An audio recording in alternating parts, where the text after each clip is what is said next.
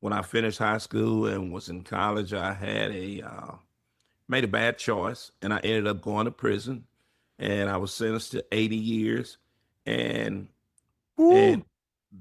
it was quite likely that I'd never get out of prison, and so I was thrown into a culture that I didn't understand. So Texas was extremely violent. Black, white, Hispanic, everything was segregated. My judge made me believe that when he spoke in court. My judge said the world is a better place because you'll never get out of prison. You spend the rest of your life there. Two friends and I went out to a party, and one of the guys that I was with got into an altercation with another guy, and a weapon was pulled. I pulled a weapon and shot the guy one time, and unfortunately, he passed away. So I Ah, was convicted of murder and sent to prison for the rest of my life. Uh, it's close to anything that I can describe as hell. Well, the first unit I was on, 42 people were killed in the first year, but it doesn't take but one bad choice, one bad night, and it can cost everything. If you have a loved one in Texas, what Texas has done is radical. From the top on down, I'm talking about from the executive director, Mr. Lumpkin, all the way down. These men have been repenting, and these men have been saying, hey, forgive us, we got it wrong. Because Texas was a beat 'em up, lock 'em up state. mm, But we have more God fearing men in leadership in Texas than I've ever seen. huh. It is no, listen to me. I promise you, That's you can't even recognize it as the same system. But the thing that God has done in the prison system in Texas is ridiculous. It does not even that's resemble the prison that I spent 30 years in. Texas prisons allow more volunteers to go into the prisons than any other state in the country. mm, Now, Texas goes after the worst of the worst. Like our ministry, we're allowed to walk into administrative segregations and minister and talk to people. We're allowed to go into the maximum security, the darkest places on the units, and share the gospel of Jesus Christ, to sit down face to face, uh, build relationships with yeah, people. I was convinced that I had to radically change who I was. Forget my morals, values, principles, how mom raised me. Is I want to survive this thing. I want to yeah. live, right? You said the first couple of weeks, I would face the wall in my cell, and I'd literally cry myself to sleep. But when you go in the day room, you had to be face on. You had to Yeah. be Yep. the other person, and that was my life for 18 years. It was ridiculous. I remember being processed in through the max. And man, there's no feeling like that Right. anywhere in the world. As soon as you enter into that building, it is, it is, And people don't understand how powerful hope is. And I'm not trying to be Jesse Jackson or some hope dealer, but I'm telling you, without hope, your actions, your decisions are completely different. That's mm, why we know that prison, especially maximum security prisons, can be the darkest places in America because there is no hope. Now, picture this with me. So you're in a 6x9 cell. I can literally touch both sides of the cell right here. yeah, You have one bunk, you have a toilet and a sink. If you're lucky, one of them are working because both of them are never working. It's just not realistic. the plumbing couldn't handle it. Yeah. Plumbing, yeah, yeah, right. Like kind of electricity, you can't plug that much in. But so one of them are working. But think about this: you're actually living in a restroom. Hmm. You're living in a Hmm. restroom. Yeah. I mean, no matter which end of the bed you lay your head on, the restroom, the toilet, everything is right there. I got on my knees and I cried out to God and I said, "This is not who I am." They are embodying what we teach people from the time they're in preschool all the way through university, and that is that they're just simple, they're just animals, and it is survival of the fittest, and you do whatever you have to survive. Like, what choice do you have? You're never going to get out. You have two choices: either figure out how to be the top of that food chain so you're never a victim, Right. or in your case, I mean, you give your life to Christ, and He's clearly protected you through all that. We're connected with over 200 men that were in prison that are now out, that are fathers, husbands, businessmen that Very are doing nice. well. Over 200 men. We only know that 4 people out of over 200 have been back to prison. Okay, that's fine. But what I will say is this: there's a difference between being delivered and being disciplined. That free world know exactly what you like, and it's going to give it to you in spades. So you either going to work the program, get healthy, get whole, or you're going to play the program, fake it to make it, as they say, get back out, and you'll be a part of the recidivism rate, the national recidivism rate, which is almost 7 out of 10 people go back to prison within 3 years. There's a there's a pressure that most people don't understand, and that is the transition from not just from outside to inside. That is a complete culture shock, and will get your attention right away.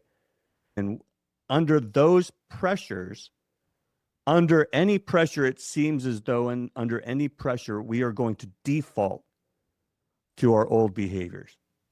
So you think about it, whether you do 30 years or whether you do 30 days, when you're released, you get $50 check from parole. You go see your parole officer, you get another $50 check for a whopping $100. And they tell you now, go make it. If you're lucky enough to get placed in a transition house, then the bill, your bill is $150 a week. You've just been given $100 to make it. He said that prison ministry is a direct impact on public safety. I don't have that belief today. Yeah. And I'm being honest with you, because there are some very, very mean, angry people that are in prison that would love to come out today and destroy the world.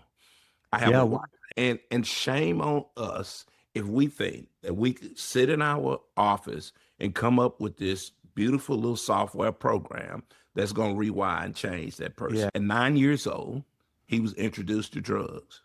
He started smoking crack cocaine at 9 years old. But when I sit and hear some of the stories, I wept and cried, and it broke my heart to hear that some men, some women literally had no chance.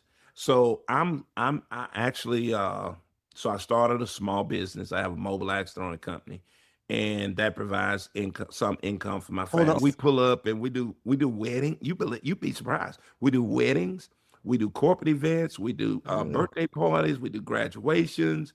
I cut the music on, have competitions. We have gold medal competitions.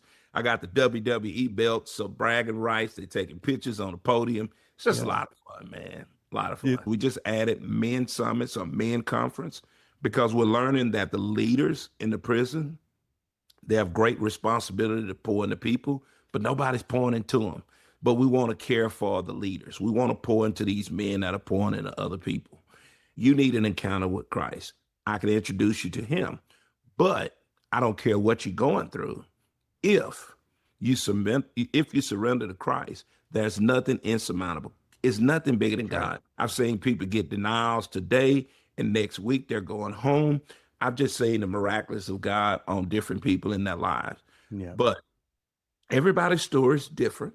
God, you blessed me. You've given me so much favor in prison. If I have to spend the rest of my life here, just let me serve you for the rest of my life. It's just not supposed to happen, but according to man. But Praise the Lord. God is constantly speaking life over our situation. Constantly speaking life. Why? Because words form pictures, right? Yeah. And so when Jesus come back and he said, hey, there's death and life in the power of the tongue. So speak life. So I look back on these things and I just feel like not only is God faithful, but he rewards faithfulness. Like, just stay in your story. I encourage people that's listening, stay in your story.